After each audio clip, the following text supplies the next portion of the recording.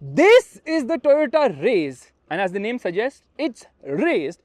It competes with sedans and hatchbacks, and thus the USP of this car is the ground clearance. It's a jacked up hatchback, which people like to call as compact SUV, because the car's key is inside right now. There is no push button start in this particular variant because this is actually the low variant. I had to use the scale model of the Raize, which is not very accurate because it's got the My Buck Thali wheels here. Anyways, this car comes courtesy of Toyota Nepal to me, and this car is important, or was important, because this was what was going to be coming to India if Toyota and Suzuki did not get into a relationship, because we got the urban cruiser instead. This car has been made for low cost market, so India was obviously on the radar for this particular car. Straight away, let's open the engine bay. There are two engine options. This is the NA petrol. You can see there's so much space on the inside, which is crazy. There's insulation right here. The design isn't that impressive. It's a typical Toyota design. Massive grille here. You get two parking sensors at the front, and the lights are LED, but the indicator seems to be halogen.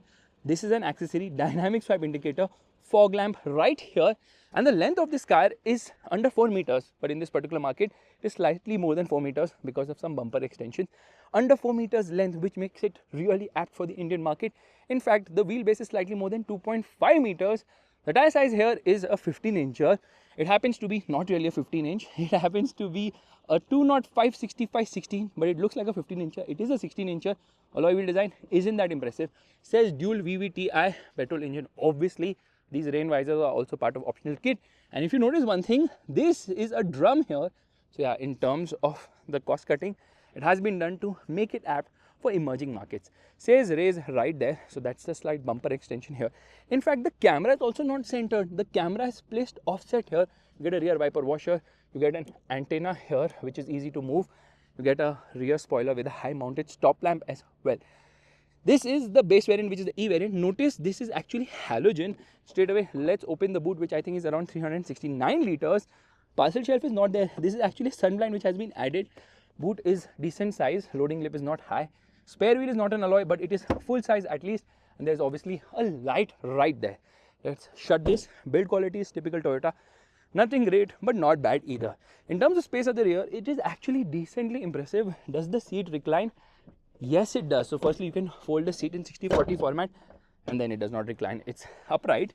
So space at the rear is actually decent. Under thigh support is not the best, and headroom seems to be adequate enough. No height adjustable seat belts, no center armrest, but center passenger gets ahead, which is nice. I like the quality of the seats. The red stitching also look quite sporty, and because this is the base variant, it misses out on a lot of kit as well.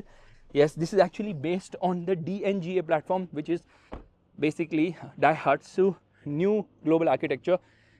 DNGA ka bhai hai, which is Toyota new global architecture. No keyless entry here. The thing is, Daihatsu has actually made this car for low cost markets. There is no dead pedal there because low cost markets don't have dead pedal only, and the door pockets are decent size because you've got twin cup holders here. Auto one touch up down only for the driver. Some nice treatments. Notice this red that has been carried forward here as well. Seats are nice and comfortable. Surprisingly, there's no sunroof. Sunroof does not come only in this car, which is expected. The glove box is also decent size. It gets two airbags, no auto dimming mirror. There is a mirror here which seems to be quite premium. A mirror here also on the driver's side, which is surprising. Tells you which seatbelt is on or not. Now, in terms of space, there's some storage space here. There's some storage space here as well, and some storage space here too. 12-volt charging socket, USB-A and USB-C charging sockets right here. AC controls are obviously manual here, and steering mounted buttons for the audio system, but nothing here because there is no cruise control in this car. Steering is adjustable, but only for height. And then you are like, okay, where do I keep my drink? Well, you can keep your coffee here because it has this provision too. Plastics are super duper hard here, like really very hard plastics. And this screen is like Chintu Mintu. Otherwise, it comes with a 7-inch touchscreen for the higher variant, including a 7-inch multi-information display as well for the higher variant. But here we get an analog tachometer, analog speedometer, and a multi-information display which says the range is 69 kilometers. So you can browse through this display. It tells you the temperature, what's the real-time fuel efficiency. That's about it. I think this is around maybe 4 inches in size. My experience says it is 4 inches in size. I mean, the display there, the multi-information display. This screen does not have anything at all. Yeah. Okay, what is this? I don't even know. Let's get into reverse. There's a reverse parking camera. Na? Does it work? Yes, it works. But the quality of the camera is not good at all. You can change the view here, which is kind of cool. But come on, yaar, camera quality needs to be better. It's kind of average. Okay, this slots in properly, which is nice. Steering wheel is nice to hold the horn. Horn is not nice at all. Shuts with a nice thud. So yeah, build quality is actually very impressive. So they've got the essentials right. If this was priced aggressively in India, it would have sold. But unfortunately, we got the urban cruiser, which is Brezza's second copy. But does it drive better than a Brezza? Let's go! Alright, let's turn off the AC because that's the sport mode here, and off we go. By the way, the higher variant actually gets a sport mode. It also gets a power mode. I don't know what's the difference between, what am I saying? Okay, this car is going to make a lot of sound, so I have just to keep it on the side. I don't know what's the difference between sport and power mode. I think one is for the engine and that only increases the sound of the motor. Okay, we have to go slow. This is not a Land Cruiser. I was just driving a Land Cruiser here a few minutes back, so now I'm kind of forgotten my routes. So this car is feeling low cost when it comes to being driven on such roads, because obviously the ride is not good. It's not able to cope up with big bad bumps. At lower speeds, it is fine over small bumps. Bigger bumps do hurt it because of the smaller tires, even though the sidewall is enough. The suspension isn't that advanced, and it's not supposed to be that advanced because at the end of the day, this is a low cost car. But the USP of this car is the ground clearance, 200 mm of ground clearance, which means that even on such terrain with big fat stones sticking out, you don't have to worry about scrubbing the underbelly of this car. You can just glide through there. Let's do the wiper test because we can.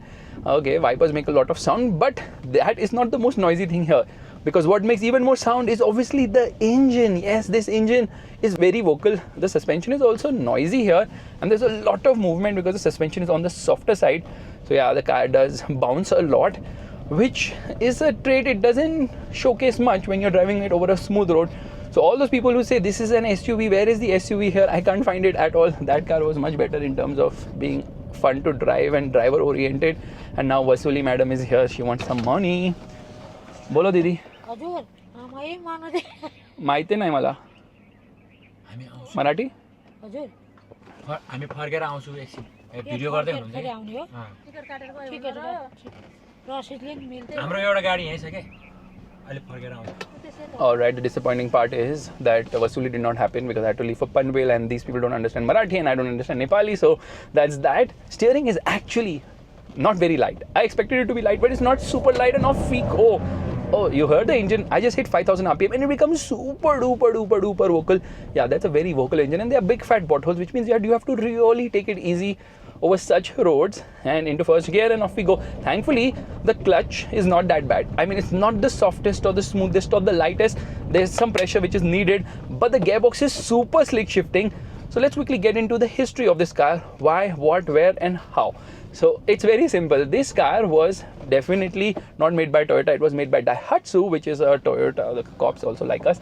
So it's basically a Toyota subsidiary, and they told them, "Ja, low cost car bana." So they took something known as DNGA, which is Daihatsu new whatever. I've already explained it to you. So it's sort of a lower cost platform compared to TNGA. TNGA is Toyota New Global Architecture. DNGA is Daihatsu New Global Architecture, which is for emerging markets for low cost. Oh my god! Oh shit! I could not save that car. That car has fallen because there was no ADAS in that car. That's the reason automatic emergency braking is so damn important. The handling is not that great because the steering kind of feels lackluster. I mean, it has weight, but it does not consistently weigh up. And there's a Bolero which is taking a B-turn, whatever that means. For starters, there are two engine options available. This one is the lower engine option, which is a 1.2 liter 3-cylinder petrol engine, makes 87 horsepower, and the torque output is 130 Newton meters of torque. Sounds like all the Japanese car makers, even Hyundai for that matter, Korean car maker, they have a rule that 1.2 liter engine should only make around 85 to 90 horsepower, but Suzuki is the exception here because they make lesser power still. Come on guys, overtake, what are you waiting for? 6,000 RPM redline, engine becomes super duper vocal here, and around the corners, well, see, steering is very lackluster, motor becomes super duper vocal. In fact, the weight of this car happens to be around 995 kgs. You have to add 15 more kgs if you want the turbo petrol engine, which is a 1 liter turbo, again 3-cylinder unit, 96 horsepower.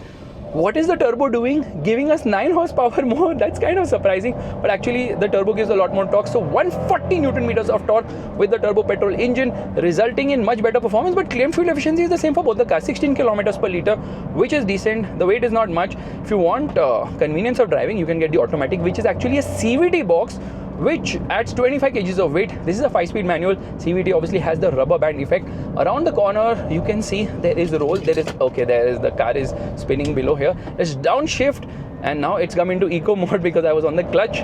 Listen to it, okay? Vocal, very vocal as such.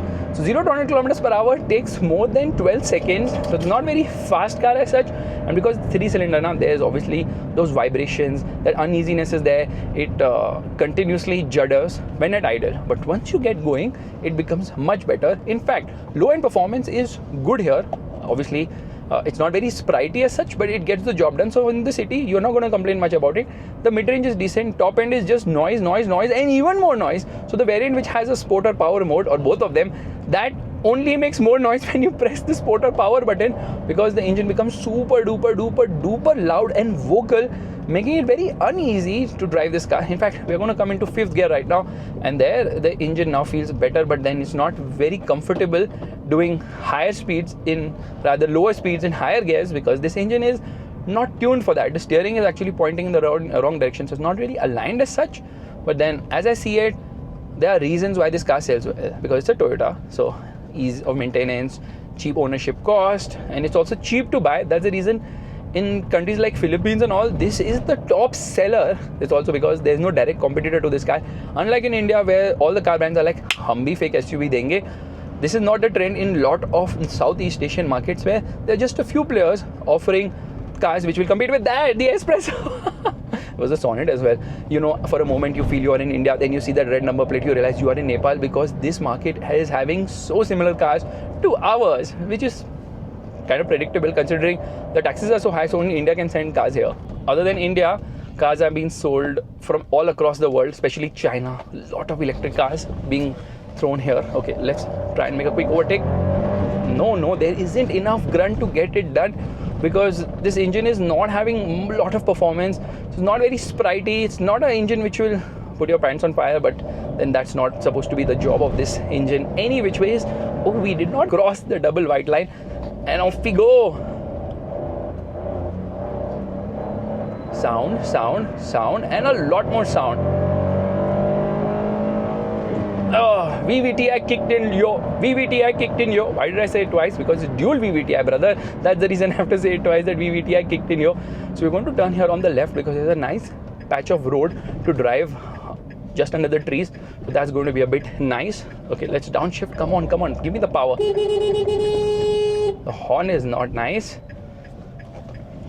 The steering is not nice. The performance is not nice, but the price is just unbelievably awesome. One of the major reasons why this car sells in such good numbers is just that it's kind of vocal, way too vocal. I think a better option for Toyota would be to sell the Brezza here instead, because the Brezza is a far superior product. So to answer your question, should Toyota have bought the Raize in India instead of the rebadged urban cruiser? Even though it's a second copy, it is far better than this car, and it's also much better in terms of performance, because 1.5 litre petrol engine, there is absolutely no replacement for displacement. And that is why you need to make quick downshifts. I was already in second, I don't know what I'm downshifting to make quick overtakes. Gearing is on the taller side, does 80 kilometers per hour in second, which is tall gearing, which is obviously done in the interest of fuel efficiency here. Now, because this is a Japanese car, the tank is like really small, 36 liters, which you do the max 16 into 36. That is the claimed range on one full tank of fuel, which is okay for markets like Nepal, where their average running is not more than 30 kilometers a day because of the massive traffic situation, narrow roads.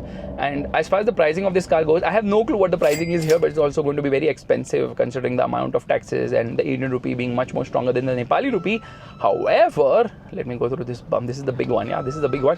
Slow speeds, not a problem at all. Next on Tata selling really well here. And off we go. No wheel spin on upshift. This car does not wheel spin at all because it simply does not have the grunt only, doesn't have the power, doesn't have the punch, but then it gets the job done. Engine is refined as long as you don't pull it hard and fast, and that's the case with most of these NA petrol engines. They become very, very, very vocal when you push it hard. Okay, we're going to launch it here into first gear, revving the motor, no soft limiter, and off we go. Oh, traction control light blinking. Finally some wheel spin. Now an upshift as well. now I feel that the car has got alive as soon as I pushed it, and we have managed to hit 100 kilometers per hour, which is an achievement in itself. The brakes are also strong because of the lightweight of this car. So guys, if you like this video, make sure to give the thumbs up, that's the like button, and also subscribe to the channel. I will see you guys in the next video real soon. Let me know which country I should go to next and drive such kind of cars which are never going to make in India. Thank you for watching this absolutely pointless video. Bye.